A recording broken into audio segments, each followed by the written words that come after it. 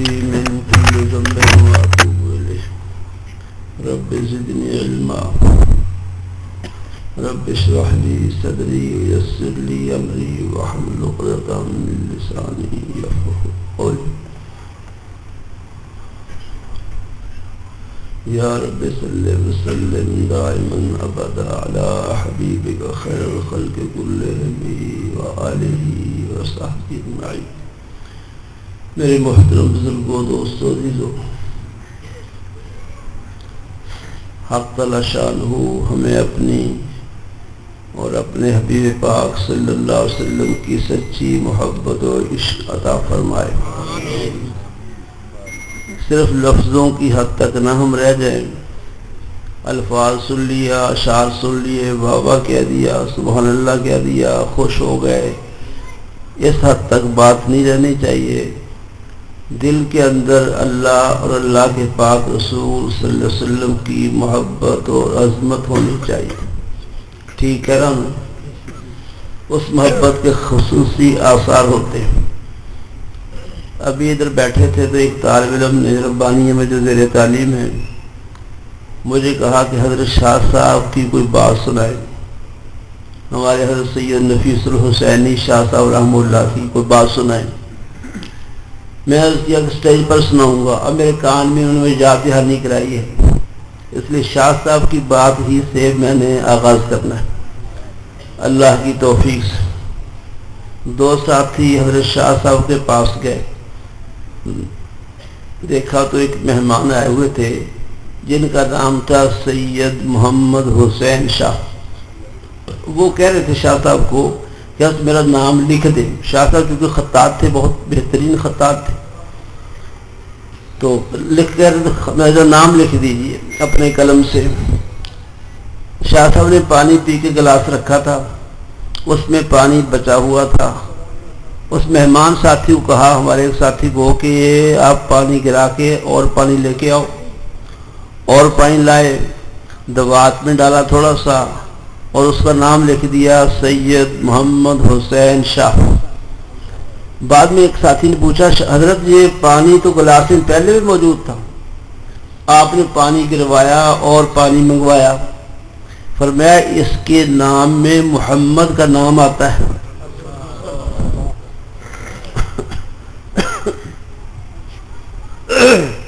اور میں نے زندگی بھر حضور کا نام جھوٹے پانی سے نہیں لکھا، جب لکھا ہے تازہ پانی سے لکھا ہے.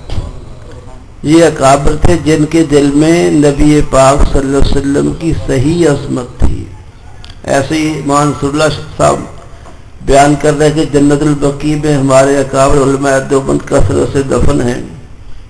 ان میں ایک بزرگ حضرت مولانا عبد الغفور عباسی مدنی بھی ہیں جو ہمارے حضرت بہلوی رحمہ اللہ کے ساتھی ہیں. حضرت اکبر سید فضل علی قریشی رحمۃ اللہ علیہ خلیفہ ہیں، مدینہ منورہ میں کافی عرصہ رہے. وہ بھی وہاں صحابہ کرام کی قدموں میں دفن ہیں. ان سے کسی نے پوچھا کہ حضرت روضہ اطہر کی جالیوں پہ چومنا کیسا ہے؟ کچھ لوگ چومنے کی کوشش کرتے ہیں، کچھ لوگ منع کرتے ہیں. آپ نے اشعار بھی سنے ہوں گے، روضے کی جالی چوم لین دے، ایسی کوئی نظر بھی بنائی ہوئی ہے. وہاں جو شرطے ہیں پولیس والے وہ روکتے ہیں. تو اس لیے حضرت سے پوچھا کہ حضرت روضہ اطہر کی جالی کا چومنا کیسا ہے؟ اللہ والے جو ہوتے ہیں، اللہ کی محبت والے، وہ محبت ہی سے جواب دیتے ہیں. مجھے یاد ہے کہ بات درمیان میں ایک لال مسجد اسلام آباد وہاں ظلم ہوا نا، 2-2.5 ہزار بچیوں کو موت کے گھاٹ اتارا ظالموں نے. پھر ملعونوں خبیثوں نے پیٹرول بم پھینک کے ان کی ہڈیوں کو جلایا. یہ پاکستان کا دنیا کی تاریخ میں شاید ایسے ظلم کی مثال نہیں ملتی. حافظہ، قاریہ، عالمہ بچیوں کا ظلم ہوا.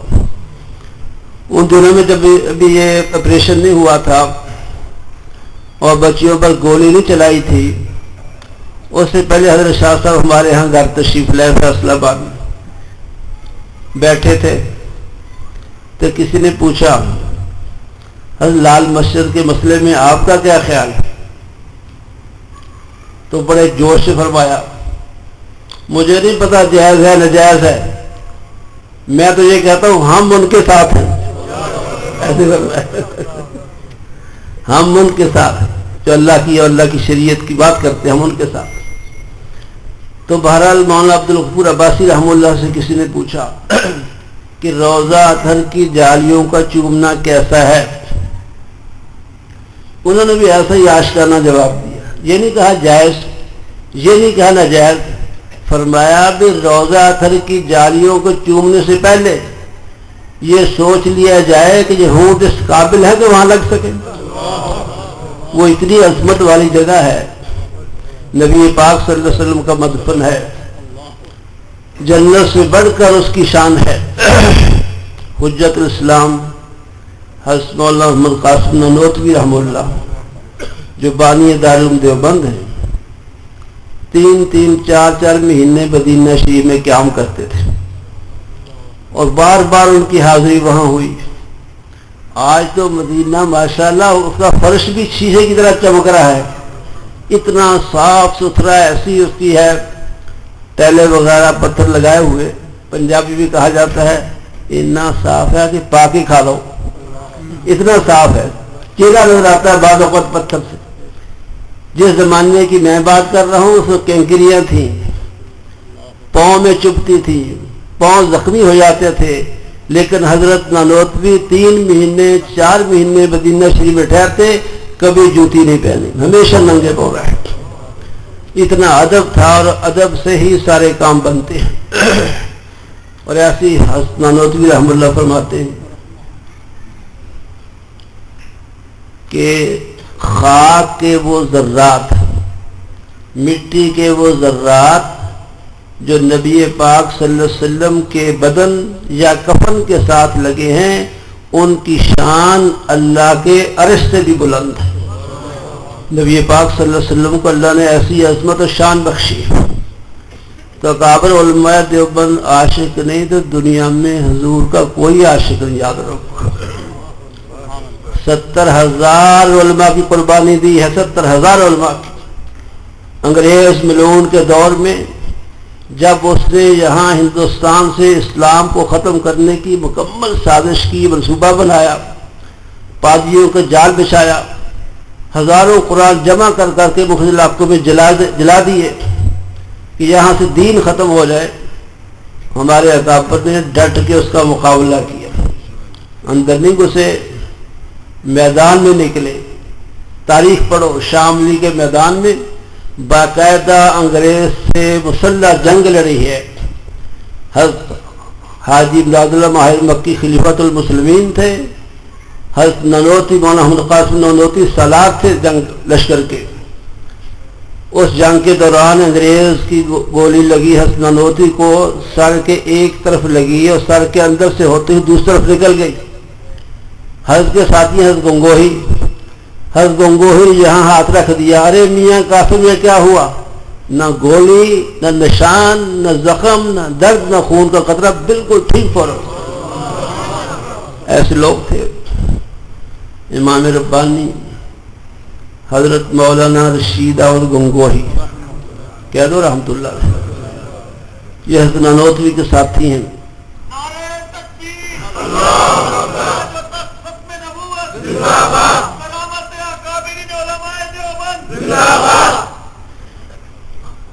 اور فقہ کے، حدیث کے، تصوف کے امام ہے حضرت گنگوہی رحمت اللہ علیہ. بہت بڑے عالم، لیکن یہ جتنے بڑے ہوتے ہیں نا اتنے مٹے ہوتے. جو مٹتا نہیں وہ بڑا نہیں، جو اپنے آپ کو مٹاتا ہے اس سے ہی عظمتیں ملتی ہیں. ایک زمانہ تھا سنت کے احیاء کا کام کر رہے تھے حضرت گنگوہی بہت زیادہ. ان دنوں میں حضرت گنگوہی نے خواب دیکھا. خواب میں سرور عالم صلی اللہ علیہ وسلم کی زیارت ہوئی. حضور اقدس صلی اللہ علیہ وسلم نے حضرت گنگوہی سے 100 سوال پوچھا. حضرت نے نہایت ادب سے ہر سوال کا جواب عرض کیا. حضور اقدس صلی اللہ علیہ وسلم نے ہر جواب میں صدقتا، تم نے سچ کہا، تم نے ٹھیک کہا، ہر سوال کی تصدیق فرما دی نبی پاک صلی اللہ علیہ وسلم نے۔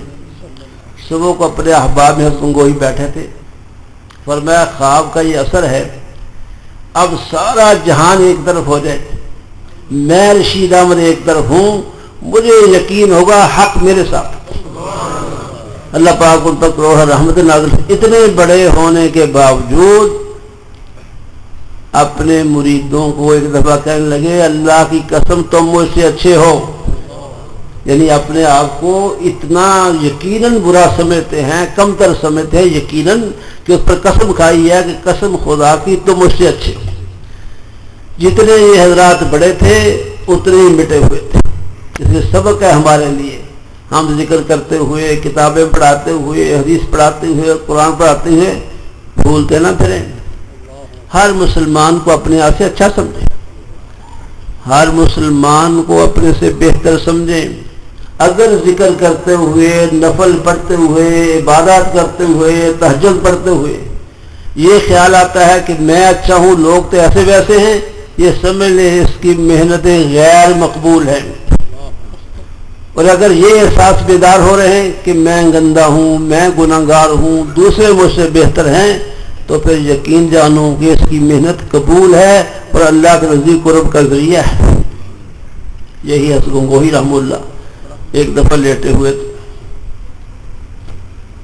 لوگ خدمت کر رہے، سفر سے زیادہ تھکے ہوئے تھے، کوئی پاؤں دبا رہا ہے، کوئی سر دبا رہا ہے، کوئی ہاتھ دبا رہا تھا۔ ایک میاں جی حضرت گنگوہی کے ساتھی، جس کو آپ لوگ لنگوٹیا یار کہتے ہیں، بچپن کے ساتھی تھے میاں جی۔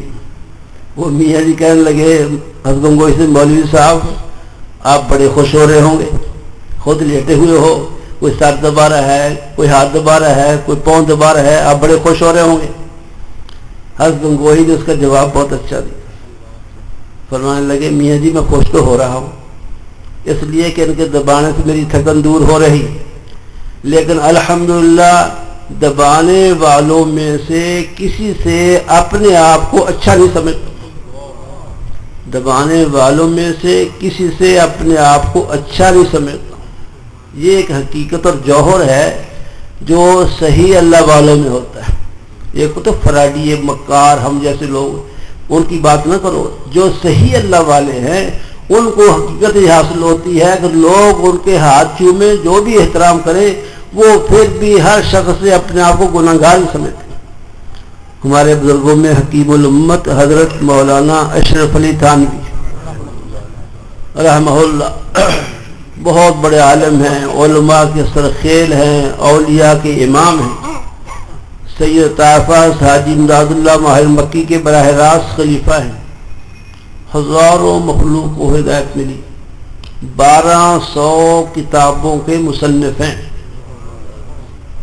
ہم تو ایک کتاب ہی لکھ سکتے، 1200 کتابوں کے مصنف۔ ان کی بیان تفسیر و قرآن کو صرف علماء جانتے ہیں۔ اردو میں بے مثال تفسیر جب وہ چھپ کے آئی، حضرت علامہ انور شاہ کشمیری رحمہ اللہ دیکھیے دارالعلوم دیوبند کے شیخ الحدیث تھے۔ علامہ انور شاہ کشمیری ہمارے حضرت بہلوی کے استاد ہیں۔ حضرت بہلوی رحمہ اللہ فرماتے تھے کہ حضرت علامہ انور شاہ کشمیری رحمہ اللہ کو ہفتے میں ایک بار حضور کی ضرور زیارت ہوتی تھی صلی اللہ علیہ وسلم۔ اللہ اکبر کبیرہ۔ ایک دفعہ شاہ صاحب ملتان اسٹیشن پر بیٹھے ہوئے، علامہ انور شاہ کشمیری گاڑی کے انتظار میں، رات کا وقت تھا، اندھیرا سا تھا، اتنی زیادہ لائٹیں اس وقت نہیں ہوا کرتی تھی۔ اسٹیشن ماسٹر جو ہندو تھا وہ اسٹیشن والی لائٹ لے کے گزرا، دیکھا لائٹ وہ نیلی سی سرخ سی لائٹ ہوتی ہے۔ شاہ صاحب انتظار میں بیٹھے تھے، کوئی بات نہیں کر رہے تھے، ہندو تھا وہ اسٹیشن ماسٹر۔ اس نے شاہ صاحب کے چہرے پر پتہ نہیں کیا دیکھا، گھر گیا، سارے خاندان کو لا کر شاہ صاحب کے ہاتھ پر اسلام قبول کر لیا۔ ایسے لوگ تھے۔ تو شاہ صاحب کے پاس جب تفسیر بیان قرآن آئی تو شاہ صاحب نے فرمایا میں علماء طلبہ کو منع کیا کرتا تھا کہ اردو کی کتابیں نہ پڑھا کرو، انہیں میں علم نہیں ہے، علم عربی کتابوں میں ہے، لیکن آج میں اپنی رائے بدلتا ہوں، اردو میں بھی علم ہے اور وہ تفسیر بیان قرآن میں. جب حضرت تھانوی رحمہ اللہ تک وہ اطلاع پہنچی کہ یوں فرمایا ہے، فرمایا بس آپ مجھے کسی کی تقریر تصدیق کی ضرورت نہیں، حضرت شاہ صاحب کا یہ فرما دینا بہت کافی ہے. تو حضرت تھانوی رحمہ اللہ نے 1200 کتابیں لکھی، بڑی علمی کتابیں، تصوف پر، فقہ پر، حدیث پر بہت کچھ لکھا ہے، اور بہت سی مخلوق کو ان سے ہدایت ملی. ایک دفعہ حضرت ایک مرید آئے جرمنی سے، جو تھے ہندوستانی، وہاں ملازمت کرتے تھے. ان کے ساتھ ان کا ایک ساتھی بھی آیا، میرا خیال آپ لوگ کلی کہتے ہیں، کلی ساتھ کام کرنے والا، وہ بھی ساتھ آیا. وہ غیر مسلم تھا، غالب بدھ مذہب کا قائل تھا، وہ غیر مسلم تھا. اپنے ساتھی کے ساتھ وہ بھی تھانہ پر بنایا، حضرت کی خدمت میں آ گئے. اور وہ آدمی جرمنی سے آنے والا سرمایہ دار تھا، وہ بڑے ہدایا لائے، فروٹ کے ٹوکرے اور ڈبے اور یہ وہ مٹھائیاں اشٹائیاں سلیم وغیرہ سب دکانوں کی بڑی اعلیٰ سے اعلیٰ لے کے آئے. سمجھے اتنا ہدیہ لائے کہ حضرت تھانوی رحمہ اللہ کا حجرہ بھر گیا پورا. لیکن جو صحیح اللہ والے ہوتے ہیں، ساری دنیا کی دولت ان کے قدموں پر رکھ دے، وہ نگاہ اٹھا کے نہیں دیکھتے. افرادی ہوتے ہیں جو پیسہ کھینچنے کی کوشش کرتے ہیں. اللہ اکبر کبیرہ. اور تھانوی تو روحانیت کے شہنشاہ تھے ماشاءاللہ. ایک دفعہ اس کے پاس ایک آدمی آیا، بڑا لین لاٹ، بیعت ہوا. بیعت ہونے کے بعد 1,00,000 روپے ہدیہ پیش کی. اس زمانے کا 1,00,000 آج کا 10 ارب روپیہ، اور 10 ارب روپیہ، ارب 10 کروڑ نہیں، 10 ارب روپیہ بنتا ہے. 1,00,000 روپیہ اس زمانے میں پیش کیا. حضرت نے فرمایا منظور نہیں ہے. اس نے بڑا اصرار کیا، فرمایا منظور نہیں ہے. اس نے ایک پرچی لکھی، اس پہ لکھا حضرت میں بڑی محبت عقیدت سے آپ کو 1,00,000 روپے ہدیہ پیش کر رہا ہوں. آپ کو ایسا مرید نہیں ملے گا جو 1,00,000 ہدیہ پیش کرے. کس درجے میں بات سچی تھی، واقعی 1,00,000 کون پیش کرتا. حضرت نے اسی پرچی کی پشت پہ لکھ دیا تمہارا 1,00,000 نامنظور ہے، اور تمہیں ایسا پیر نہیں ملے گا جو 1,00,000 کو ٹھکرا دے. ایسی شخصیت تھے وہ. جو بڑا ہدیہ لے کے آئے تھے، جس سے کمرہ بھر گیا تھا، پتہ نہیں ان کے دل میں کوئی خیال آ گیا اپنی بڑائی کا، اور حضرت تھانوی رحمہ اللہ پر انکشاف ہو گیا. تو اسلامی نے آرڈر جاری کر دیا. کیا فرمایا ان کا سامان ہدیہ نکال کے باہر پھینک دو اور خانقاہ سے دونوں کو نکال دو. اور وہ خانقاہ ایسی جب ایسا آرڈر جاری ہوتا تھا نا، وہ آرڈر کی واپسی نہیں ہوتی تھی، معافی شافی کا مسئلہ کوئی کرنا ہی پڑتا تھا. اصل بھی ایسی شخصیت ہے. انکشاف ہو گیا، یعنی کشف ہو گیا کہ ان کے دل میں ایسی بات ہے. کشف قلوب ہو یا کشف قبور ہو یا کشف قومی ہو، یہ سارے کشوف کے ہم علماء دیوبند قائل ہیں. اولیاء اللہ کی کرامات برحق. کچھ لوگ ویسے کہا کرتے ہیں نا نماز نہیں پڑھنی، کہتے ہیں ہماری روح نماز پڑھتی رہتی ہے. کچھ بیوقوف کہتے ہیں ہم نے قائم کی ہوئی ہے، تم پڑھتے پھرتے ہو. اب کچھ ایسے بھی دعوے دار ہوتے ہیں، کہتے ہیں ہم مدینہ پڑھ کے آ جاتے ہیں، تمہیں دکھانے کی نماز پڑھنی، ہم نے وہاں پڑھ کے آتے ہیں. سارا جھوٹ، 100% جھوٹ کے ٹوکرے ہیں، ٹوکرے. سمجھائی بات. لیکن یہ مطلب نہیں ہے کہ ایسا ہو نہیں سکتا.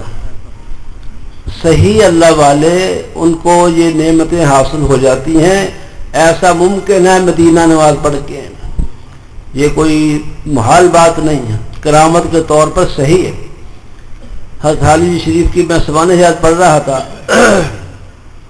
اس میں بڑا پنجاب میں 2 اللہ والے ایسے گزرے ہیں، وضو یہاں کرتے تھے، نماز مدینہ سے جا کے پڑھتے تھے.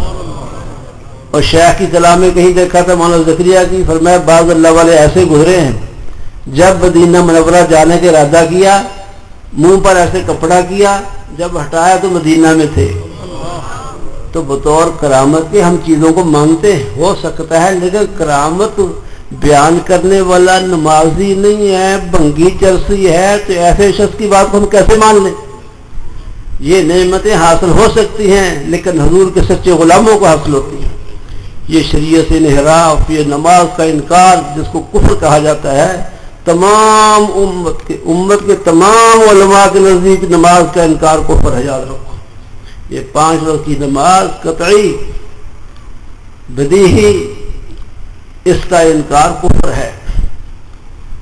مسواک چھوٹی سی چیز ہے، اس کی سنیت بھی ایسی بدیہی ہے، علم والوں کا لفظ ہے بدیہی، ویسے مسواک کی سنت کا انکار بھی کفر لکھا ہے۔ وہ جس نے بھنگ کے پیالے چڑھانے ہیں، گھوٹے گھوٹنے ہیں، ہاں جی، اور ناچ رنگ کرنے ہیں، چمٹے بجانے ہیں، مدینہ نماز پڑھتا ہے، بکواس کرتے ہیں، خالی ایمان سے بھی خالی ہو جاتے ہیں۔ کرامت برحق لیکن ان کو حاصل ہیں جو نبی پاک صلی اللہ علیہ وسلم کے دامن سے وابستہ ہیں، جو حضور کی پاؤں کی خاک کو سر کا تاج سمجھتے ہیں۔ ایسا نہیں ہو سکتا کہ حضور صلی اللہ علیہ وسلم سے دوری ہو اور اللہ کا قرب اور کرامت حاصل ہو، ایسا نہیں ہو سکتا۔ اللہ نے سارے کمالات حضور پاک صلی اللہ علیہ وسلم کی ذات تک جمع کیے ہیں۔ اب جس کو کوئی کمال ملے گا وہ حضور کے دربار سے ملے گا۔ جس چیز کی نسبت حضور کی طرف ہو جائے گی اس کو عظمت حاصل ہوگی، جو اس نسبت سے خالی ہے وہ اللہ کی رحمت سے خالی ہے۔ حضور پاک کی نسبت سے ہر چیز کو عظمت حاصل ہے۔ میرا خون آپ کا خون ناپاک ہے، ناپاک ہے نا، کپڑوں کو لگ جائے کپڑے ناپاک، بدن کو لگ جائے بدن ناپاک، لیکن یہ خون وہ ہے۔ غزوہ احد میں حضور اقدس صلی اللہ علیہ وسلم کے 6 زخم آئے، آپ کا ایک دانت مبارک بھی شہید ہوا، خود لوہے کی ٹوپی کے کنڈے آپ کے رخسار مبارک میں چبھ گئے، آپ کے ہونٹوں سے خون گر رس رہا تھا۔ ایک صحابی مالک بن سنان رضی اللہ عنہ وہ دوڑے ہوئے آئے اور حضور کے خون کو اپنے ہاتھوں میں لیا اور محبت سے پی لیا۔ آپ علیہ السلام نے اسی وقت فرمایا جس بدن میں میرا خون گیا ہے جہنم پہ حرام ہو گیا۔ یہ بھی خون ہے، اس کو اللہ نے عظمت بخشی۔ بول و براز ناپاک اور انبیاء کا بول و براز پاک۔ حنبلیہ، شافعیہ، مالکیہ، حنفیہ، چاروں مذاہب کے علماء نے لکھا ہے کہ انبیاء کا بول و براز پاک ہے۔ خصائص کبریٰ کی روایت ہے، سیدہ عائشہ فرماتی ہیں رضی اللہ عنہا کہ حضور اقدس صلی اللہ علیہ وسلم بیت الخلاء گئے، واپس باہر آئے، پھر میں گئی تو میں نے آ کے عرض کیا یا رسول اللہ، جہاں آپ نے بول و براز کیا زمین نے اس کو تو جذب کر لیا ہے اور وہاں سے کستوری کی خوشبو آ رہی۔ حضور نے فرمایا ایسا کیوں نہ ہو، ہم جو نبی ہوتے ہیں ہماری اولین تخلیق جنت کی مٹی سے ہوئی ہے اور جنت کی مٹی میں تعفن و فساد نہیں ہے، اس لیے انبیاء علیہ السلام گناہوں سے بھی پاک محفوظ بلکہ معصوم ہوتے ہیں۔ کسی پیغمبر سے کبھی گناہ نہیں ہوا، یاد رکھو، عصمت انبیاء پکا مسئلہ ہے، اسی وجہ سے کہ جس مٹی سے بنے ہیں اس میں تعفن و فساد ہے ہی نہیں، سمجھ رہے ہیں۔ ایک خادمہ ہے حضور پاک صلی اللہ علیہ وسلم کی جن کو ام ایمن کہا جاتا ہے، کیا تو رضی اللہ عنہ، اصل میں باندھی ہیں حضور صلی اللہ علیہ وسلم کے والد مایا سیدنا عبداللہ رضی اللہ عنہ کے، تو بعد میں حضور اقدس صلی اللہ علیہ وسلم کی والدہ کے پاس رہی۔ آپ کی والدہ محترمہ سیدہ آمنہ رضی اللہ عنہا وہ حضور پاک صلی اللہ علیہ وسلم کی 6 سال کی عمر تھی جب سفر میں وفات پا گئی۔ اس کے بعد یہ جو ام ایمن ہے حضور صلی اللہ علیہ وسلم کو پالا پلوسا سنبھالا انہوں نے، اس لیے حضور فرمایا کرتے تھے ام ایمن امی بعد امی، ام ایمن میری ماں کے بعد میری ماں ہے۔ حضور بڑا ان کا لحاظ کرتے تھے، جمعہ پڑھا کے نبی پاک صلی اللہ علیہ وسلم مدینہ شریف میں جمعہ پڑھا کے ان کے گھر تشریف لے جاتے تھے۔ یہ ٹھنڈا میٹھا پانی پلایا کرتے حضور پاک کو گرمیوں کے موسم میں۔ اگر حضور فرماتے کہ میں نے نہیں پینا، کہتے یا رسول اللہ آپ کو پینا پڑے گا، حضور کا پانی پی لیتے تھے۔ ایسا بھی ہوا کہ حضور نے نفلی روزہ رکھا ہوا ہے، جمعہ پڑھا کے ان کے گھر تشریف لے گئے، انہیں پانی تیار کیا، پی لیجئے، فرمایا نہیں میں نے نہیں پینا، اصرار کیا، آپ نے فرمایا میں روزہ رکھا ہوا ہے، کہا حضور آپ کو پینا پڑے گا، وہی آگے کہ ام ایمن کا پانی پینا پڑے گا، پیو۔ اللہ کے نزدیک بھی ام ایمن کی شان تھی رضی اللہ تعالیٰ عنہ۔ حضور اقدس صلی اللہ علیہ وسلم نے پہلے ہجرت فرمائی ہے مکہ شریف سے مدینہ منورہ، ام ایمن نے بعد میں ہجرت کی ہے۔ وہ دور ایسا تھا کہ خبیث مشرک کسی کو چھوڑتے نہیں تھے، بہت ظلم کرتے تھے۔ مسلمان اسلام لانے والے، ہجرت کرنے والے پکڑے جائیں تو بہت ظلم کا، حتیٰ کہ حضور پاک صلی اللہ علیہ وسلم کی صاحبزادی سیدہ زینب رضی اللہ عنہ ہجرت کی ہے، ان کو برشا مار کے بھی زخمی کر دیا تھا ابو جہل وغیرہ نے۔ تو کسی کو چھوڑتے، بہت ظلم کا دور تھا اور بڑا ان کا غلبہ تھا، لیکن نبی آپ صلی اللہ علیہ وسلم کی ایسی محبت عشق، حق تعالی شان سے ایسا آشکار تعلق تھا ام ایمن کا کہ گرمیوں کا سخت موسم، 300 میل کا سفر، تنے تنہا اکیلی خاتون ام ایمن نے سفر شروع کر دیا ہجرت کا، اللہ اور اللہ کے رسول کی محبت میں۔ روزہ رکھا ہوا ہے اور یہ بھی یاد رہا کہ روزے کے لیے کوئی چیز ہی ساتھ لے لوں، راستے میں کوئی دکان ہوٹل تو تھے نہیں، اب بھی نہیں ہے، بہت دور جا کوئی ہوٹل ہوتا ہے، اس زمانے میں بالکل ہی نہیں تھے، لیکن کچھ کھانا پینا کے لیے سامان ساتھ لے لے، یہ بھی یاد نہیں۔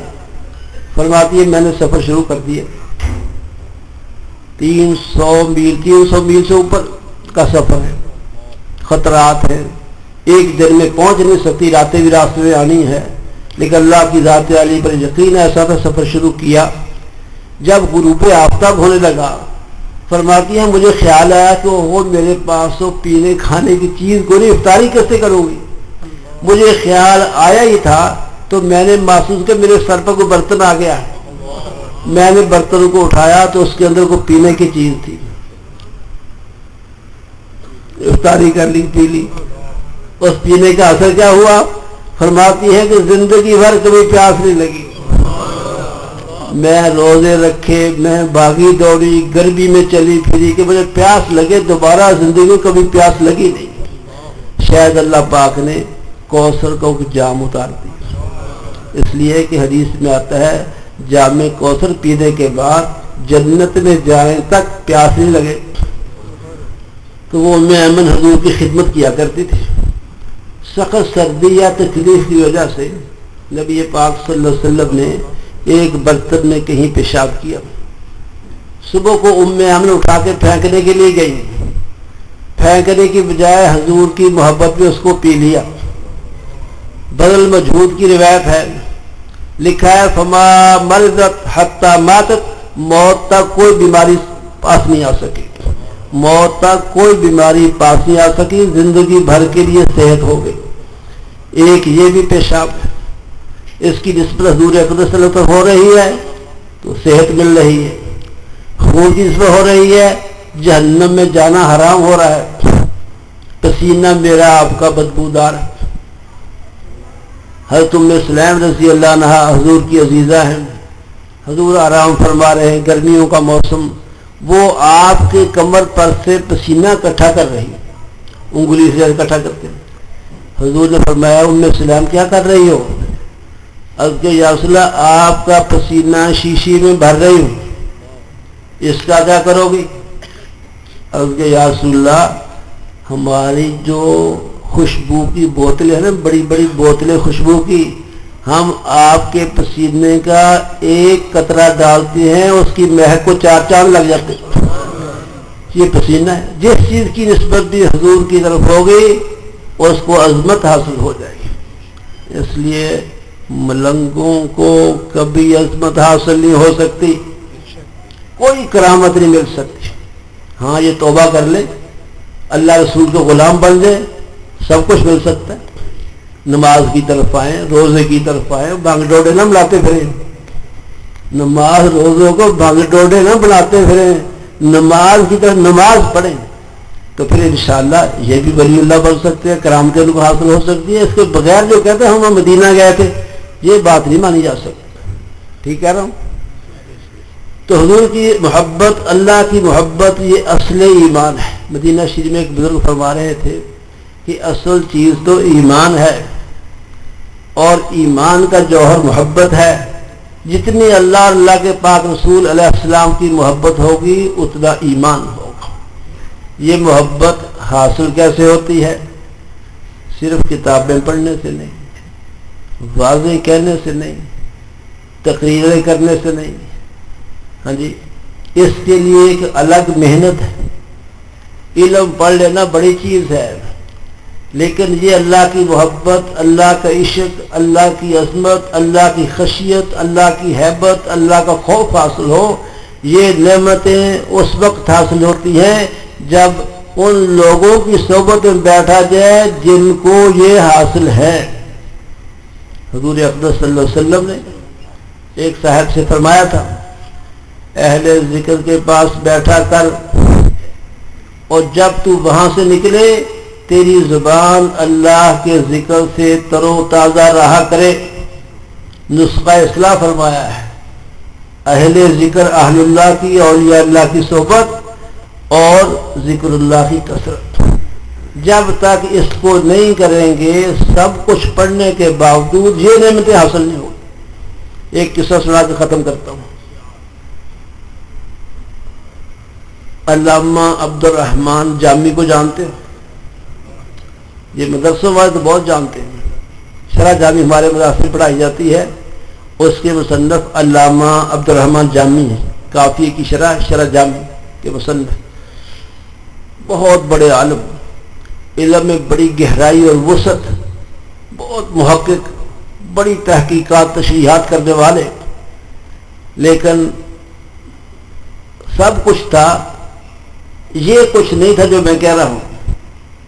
اللہ کی محبت عشق، رسول پاک صلی اللہ علیہ وسلم محبت عشق، اس کو حاصل کرنے کا جذبہ بیدار اللہ نے کر دیا۔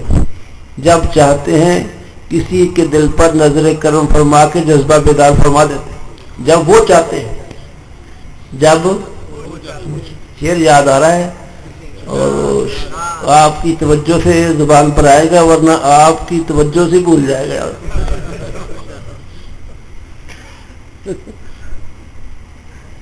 کہ اللہ کی محبت، اللہ کی یاد خود حاصل ہو جائے، یہ ہمارا کمال نہیں ہے، پہلے اللہ کی نظر کرم ہوتی ہے، اس کے بعد توفیق ہوتی ہے۔ ہم تو دیکھتے فلاں محنت کرتا کرتا کرتا اللہ تک پہنچ گیا، نہیں، پہلے اللہ کی نظر کرم ہوئی ہے، پھر توفیق کا ذکر ہوا۔ شعر کچھ یوں ہے، محبت دو عالم میں پکار آئی، محبت دو عالم میں پکار آئی، جسے اس نے یاد کیا اسے یاد یار آئی۔ اللہ جس کو یاد فرماتے ہیں اس کو اللہ کی یاد آتی۔ ایک نوجوان تھے، دکان تھی ان کی معجونوں کی، خمیروں کی، شہد کی، عطر کی وغیرہ ذالک، دکان پر بیٹھے تھے۔ ایک بابا جی آ گئے اور ٹکٹ کی باندھ کے اس نوجوان لڑکے کو دیکھنے لگے۔ وہ پہلے تو برداشت کیا، پھر دیکھو مجھے دیکھے جا رہے ہیں بابا جی۔ کہنے لگے بابا جی کو سودا لینا ہے تو لو، ورنہ جاؤ، آپ کیا دیکھ رہے ہیں؟ بابا جی بولے بیٹے میں نے سودا تو کوئی نہیں لینا، میں تو یہ دیکھ رہا ہوں جس شخص کی جان معجونوں میں، خمیروں میں، شہد جیسی لیسدار چیزوں میں پھنسی ہوئی ہے، یہ کیسے نکلے گی؟ وہ نوجوان فوراً سمجھ گیا کہ بابے نے مجھ پر چوٹ کی ہے، اور چوٹ بھی اسی پر تھی بیچارے پر۔ وہ کہنے لگے بابا جی یہ کیا بات کہی آپ نے، جیسی آپ کی نکل جائے گی میری بھی نکل جائے گی۔ کہتے ہیں ہماری بات نہ کرو۔ بابا جی لیٹے، کلمہ شریف پڑھا اور قیامت کو اٹھے، ختم ہو۔ اس کی آنکھیں کھل گئی کہ یہ تو بابا کوئی میرے لیے اللہ نے رہبر بنا کے بھیجا، اور احساس بیدار ہو گیا کہ میں جس کام میں لگا ہوں یہ کافی نہیں ہے، کچھ اور چیز حاصل کرنے کی ضرورت ہے۔ پھر اللہ والوں کی صحبت اختیار کی، لکھا ہے ان کو حفظ اقلیم کی ولایت حاصل ہوئی، پورے 7 ملکوں میں سب سے بڑے ولی اللہ بنے۔ یہ حضرت شاہ فرید الدین عطار ہیں، جن کا پنج نامہ کتاب فارسی کی ہمارے مدارس میں پڑھائی جاتی ہے۔ آج 700 سال ہو گئے، آج تک ان کا فیض جاری ہے، ان اللہ والوں کی صحبت کی برکت سے۔ تو میں اس کہ علامہ جامی پر اللہ کی نگاہ کرم پڑی، احساس بیدار ہو گیا کہ اللہ کے پاک رسول کی محبت حاصل کرنی چاہیے. کہاں سے ملے گی؟ برف کی دکان سے پونسٹا کی گولیاں ملتی ہیں، ملتی ہیں. موچیوں کی دکان سے وہ سودا وہاں سے ملے گا جو اس سودے کی دکان ہوگی. اس زمانے میں حضرت خواجہ عبید اللہ احرار نقشبندی رحمۃ اللہ علیہ، ان کا روحانیت کا آفتاب چمک رہا تھا. مولانا جامی ایران سے چلے، افغانستان پہنچے، خواجہ عبید اللہ احرار کے گھر کے قریب پہنچ گئے.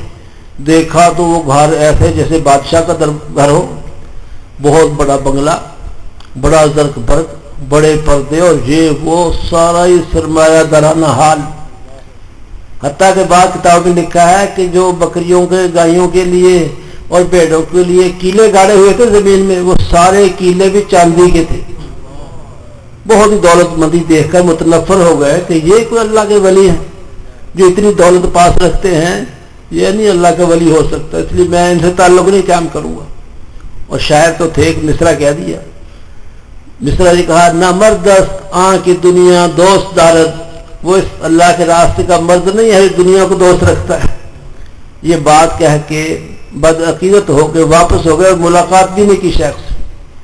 واپس آئے، راستے میں رات پڑ گئی، آرام کیا تو رات کو علامہ جامی نے خواب دیکھا، قیامت کا منظر دیکھا. اللہ میاں حساب کتاب لے رہے ہیں، کسی کے لیے جنت کا فیصلہ، کسی کے لیے جہنم کا فیصلہ. علامہ جامی کی باری یہی، فرمایا جہنمی ہے، دوزخ میں لے جاؤ اس کو. فرشتوں سے فرمایا. اتنے میں خواجہ عبید اللہ احرار سامنے آ گئے، اور جن کو چھوڑ کے آئے تھے. ان کا اللہ پاک میں سفارش کرتا ہوں، آپ اپنی مہربانی سے ان کو بخش دو. بولا چلو تمہاری سفارش قبول ہے، میں نے جامی کو بخش دیا، اس کو جنت میں لے دو. جب صبح کو بیدار ہوئے تو ہوش آ گئی کہ جن کو چھوڑ آیا ہوں وہی میری اصلاح کا، ہدایت کا، بخشش کا ذریعہ بڑھنے والے ہیں. اللہ پاک نے اشارہ کر دیا ہے. وہیں سے واپس ہوئے، حضرت خواجہ عبید اللہ احرار کے دربار میں پہنچے. دربار لگا ہوا تھا، شیخ بیٹھے تھے. اللہ کے جلال و جمال کی بے پناہ نوارات ان پہ برس رہے تھے. بہت بڑے اللہ والے تھے. دیکھتے ایک تو مرعوب ہو گئے، بہت متاثر ہوئے. دوسرے پریشان ہوئے کہ میں کیا کر کے گیا ہوں. اعتراض کر کے گئے تھے، تنقید کر کے گئے تھے، تو بڑے شرمسار ہو کے بیٹھے. خواجہ عبید اللہ احرار نے پوچھا، خود یہ عرض کیا حضرت مجھے بیعت فرما لیں. فرمایا میں تمہیں بیعت نہیں کرتا. بار بار اصرار کیا حضرت مجھے بیعت فرما لیں. فرمایا میں تمہیں بیعت نہیں کرتا. پہلے وہ مصرع سناؤ جو تم کہہ کے گئے تھے. علامہ جامی پریشان ہو گئے کہ ان پر وہ مصرع منکشف ہو گیا. اس میں شیخ پر اعتراض ہے، کیسے سناؤں؟ وہ تو تنقید تھی نا، اعتراض تھا. کہا میں وہ سنا نہیں سکتا، میں شرمسار ہوں، مجھ سے غلطی ہو گئی، مجھے معاف فرما دے، مجھے ایسے ہی بیعت کرنا. پھر میں اس وقت تک بیعت نہیں کروں گا جب تک تم سناؤ گے نہیں. علامہ جامی کو سنانا پڑ گیا. پڑھ دیا نہ مردست آن کی دنیا دوست دارت. شیخ نے فوراً پڑھا اگر دارت برائے دوست دارت، اگر رکھتا ہے دنیا کو اللہ کے لیے رکھتا ہے، اپنے لیے نہیں رکھتا. اس لیے مال دولت اگر کسی کو جائز طریقے سے لے لے اور اللہ کے راستے میں خرچ کرے، اللہ کے حقوق، بندوں کے حقوق ادا کرے، تو مال و دولت برا نہیں. ٹھیک کہہ رہا ہوں؟ وقت ہوتا تو بیان کرتا کہ کیسے برا نہیں. ایک دو آدمی کہہ رہے ہیں، باقی سارے میری طرح ہی سست ہیں.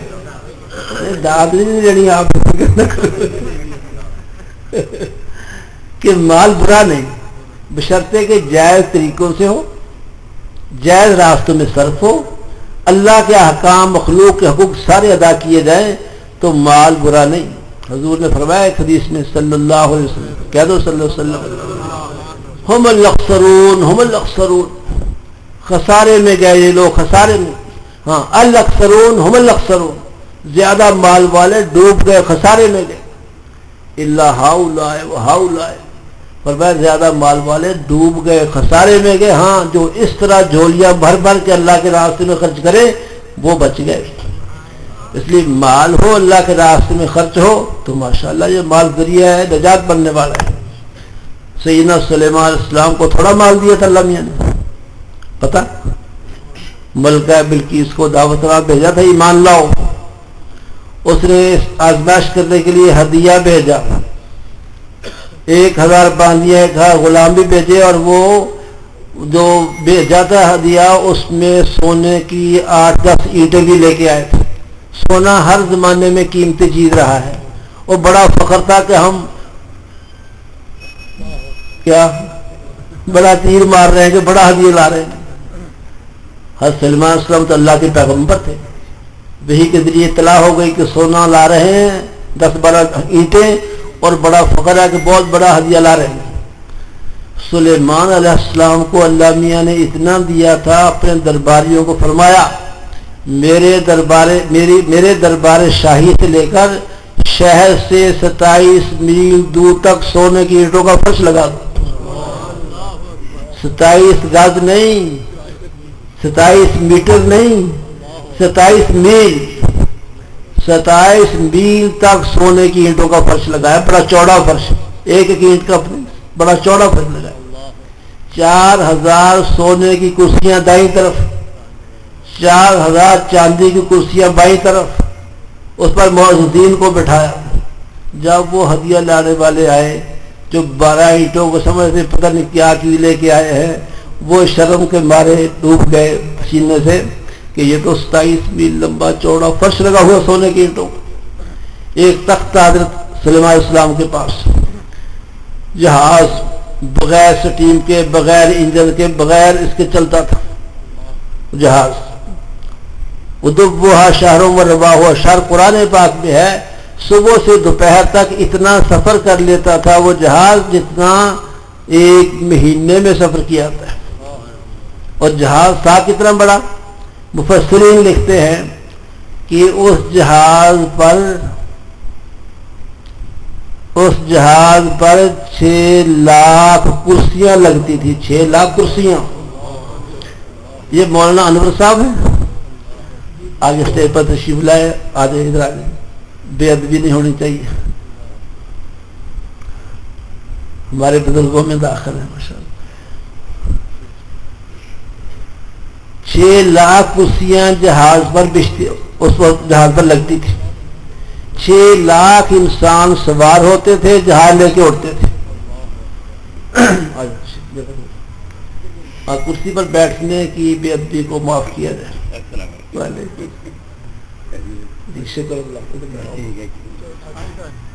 جگہ کھلی ہے، جگہ کھلی ہے۔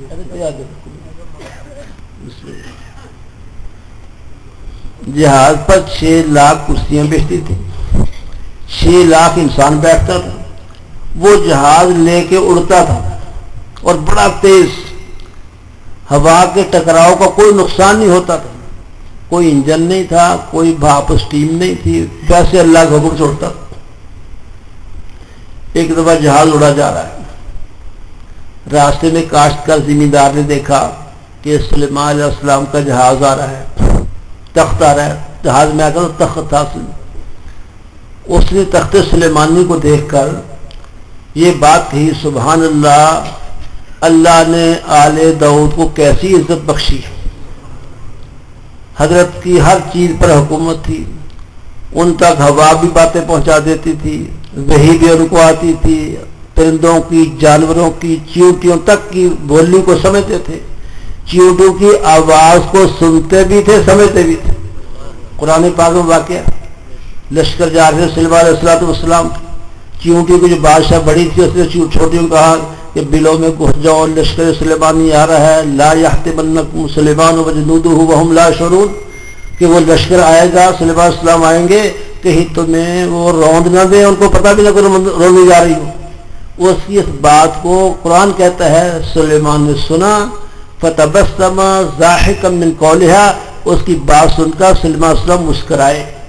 تو چیونٹیوں کی آواز کو سنتے تھے، بولی کو سمجھتے تھے، ہر چیز پر ان کی حکومت تھی، ایسی حکومت تھی کہ ملک لا ینبغی لأحد، قرآن میں ہے کہ ایسی سلطنت کسی کو حاصل نہیں ہوتی۔ تو سلیمان علیہ السلام کو اطلاع کر دی گئی کہ اس کسان نے یہ بات کہی ہے، کیا کہی؟ سبحان اللہ، اللہ نے آل داؤد کو کیسی عزت بخشی. فرمایا میرا تخت یہاں اتار لیا جائے. تخت اتار لیا گیا، کسان کو پیش کیا گیا. پوچھا تم نے کیا کہا؟ اس نے کہا جی آپ کی شان کو، اس جاہ و جلال کو، آپ کے اس تخت کو دیکھ کر بے ساختہ میری زبان سے جملہ نکلا ہے سبحان اللہ، اللہ نے آل داؤد کو کیسی عزت بخشی. فرمایا سنو، میرا یہ تخت، میری ساری دولتیں، میری ساری حکومت تمہارے ایک سبحان اللہ کے مقابل میں ہیچ اور صفر ہے.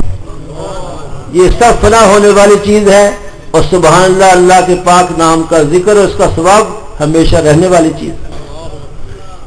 خاقانی ایک شاعر ہے، وہ کہتے ہیں پس 30 سال محقق شد بخاقانی کہ یکدم با خدا بودن بے از ملک سلیمانی. 30 سال کے بعد یہ حقیقت کھلی ہے کہ ایک لمحہ کے لیے اللہ کے ذکر میں بیٹھنا سلیمان علیہ السلام کی حکومت سے بہتر ہے. اس لیے کہ مال دولت یہاں رہنے والی چیز ہے، فنا ہونے والی چیز ہے. اللہ کا پاک نام، اللہ کے پاک نام کا ذکر دین کا ہر حصہ ایسی چیز ہے جس کا ثواب ہمیشہ ملنے والا ہے.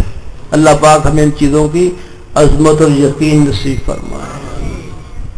عرض کر رہا تھا کہ دولت بری نہیں بشرطے کہ حاصل کرنے کے ذرائع جائز ہوں اور آگے اللہ کے راستے میں خرچ کرنا اور حقوق اللہ کو پورا کرنا ہو، پھر دولت بری نہیں.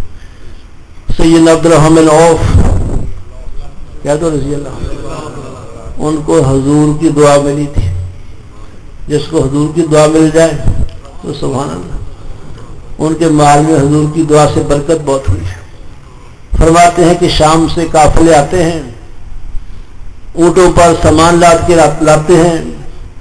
لوگوں کے اونٹوں پر رکھی ہوئی بوریوں میں سامان ہوتا ہے، گندم ہوتی ہے، مال تجارت ہوتا ہے.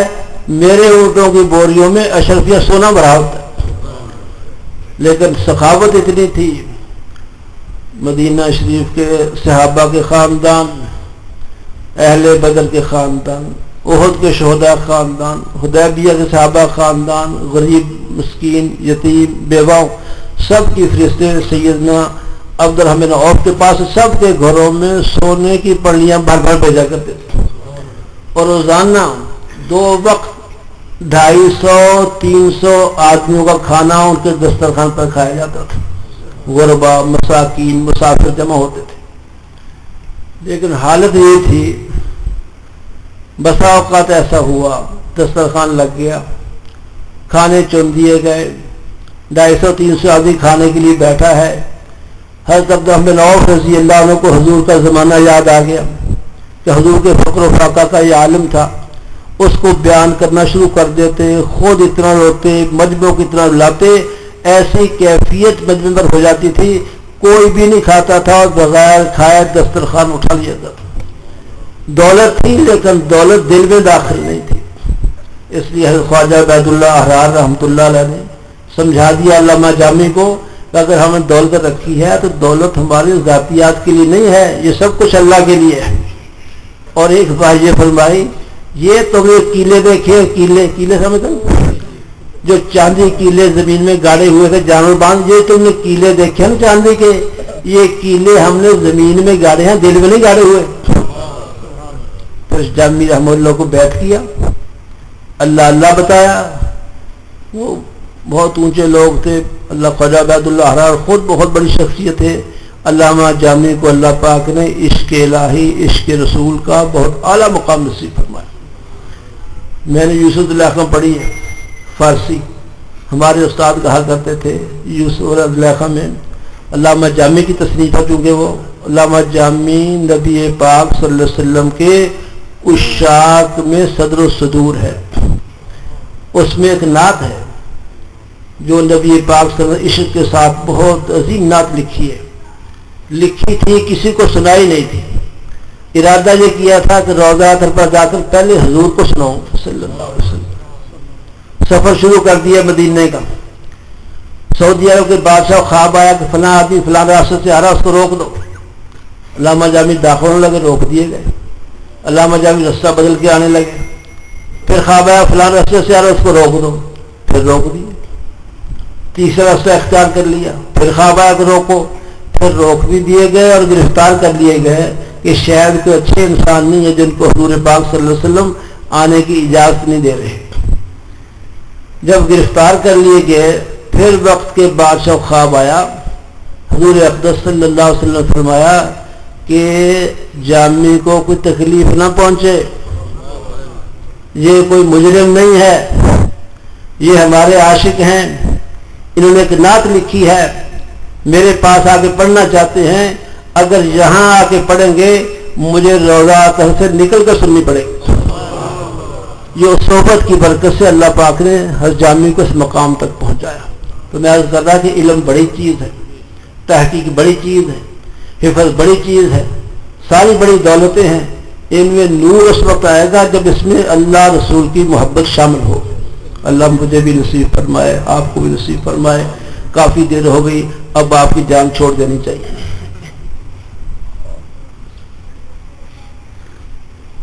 دعا کریے۔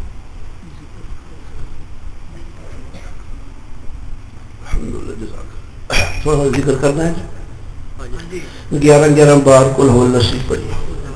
اب اسی بیٹھے ہٹا دو، اچھا